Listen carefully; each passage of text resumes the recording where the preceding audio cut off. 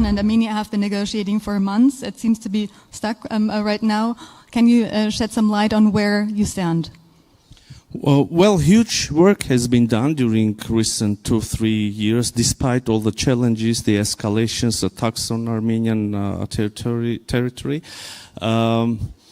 We, the Armenian side, we have been very constructive during the negotiations. There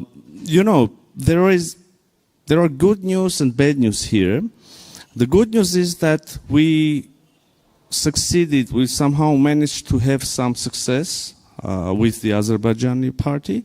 For instance, most recently we adopted the first ever legal document between the two countries. So we adopted the regulation on the joint work of the respective border commissions. So these commissions work on the delimitation of the border between Armenia and Azerbaijan.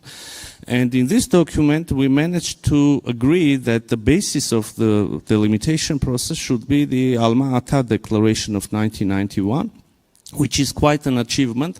Not to overload you with the details, I would only say that among other things, Alma-Ata Declaration of 1991 stated that the parties, which are former Soviet Union republics, basically 12 of the 15 Soviet Union republics, they adopted this document. So according to this document, among other things, the republics recognized that the former administrative borders between them as Soviet Socialist republics now become internationally recognized interstate borders. So this means that we have a border with Azerbaijan, and while starting delimiting this border, we have a solid ground, solid basis.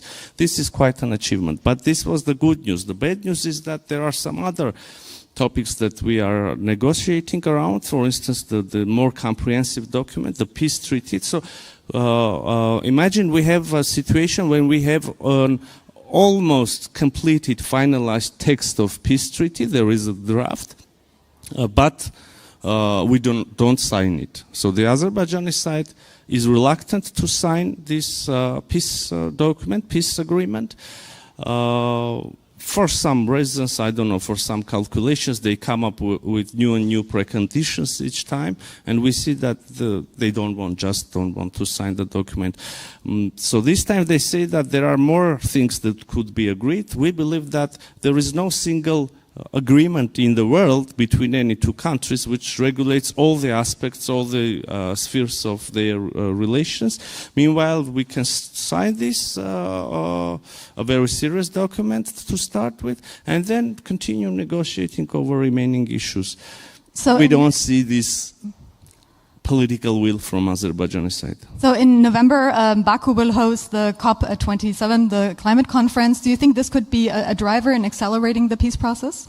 I hope so. I hope so, because if you remember, we supported Azerbaijani candidacy for having this COP29 event in Baku.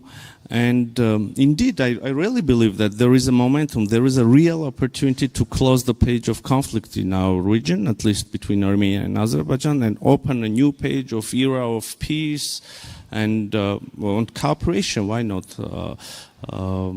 There, in our corner of the planet. But yeah, the reality is something else. So many Armenians are still worried about possible threats coming from Azerbaijan.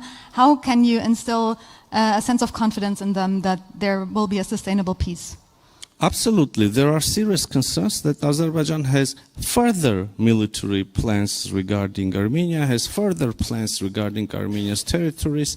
I can bring an example. Nowadays, Azerbaijani side uses the narrative of Western Azerbaijan, which, basically coincides with almost the whole territory of the Republic of Armenia.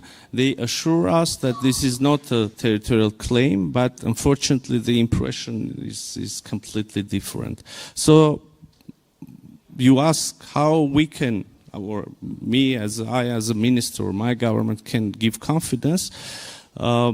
Unfortunately, I cannot give a confidence, but because I am not confident about the peaceful plans of Azerbaijan.